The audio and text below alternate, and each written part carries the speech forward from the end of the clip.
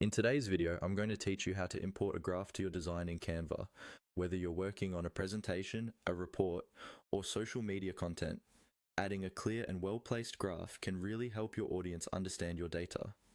In this walkthrough, I'll guide you step by step inside the Canva editor, so you can easily bring a graph into your design and get it ready to share. Start by opening the design where you want to add your graph. Once your design is open, look over to the left-hand side of the screen. You'll see Canva's main toolbar there. Find and click on the option labeled Elements.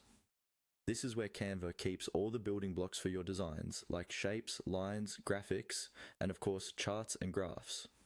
If you don't see it right away, make sure your browser window is maximized so the menu isn't hidden. After clicking on Elements, a panel will slide out with a search bar at the top. Click into that search bar and type the word graph. Take a moment to check your spelling so Canva can give you the right results.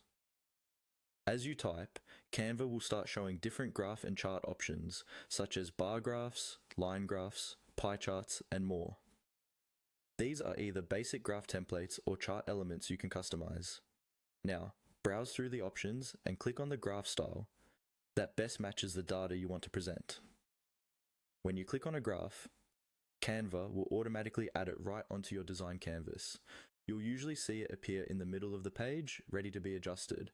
At this point, the graph is selected, so you'll notice resize handles around it and editing options along the top or side.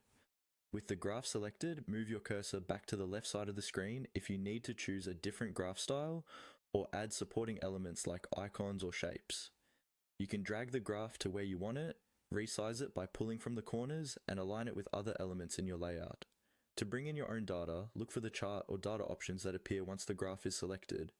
Here's where the import option comes in. Click on Import to bring in data from a file or another supported source, depending on what Canva offers in your version. After you import,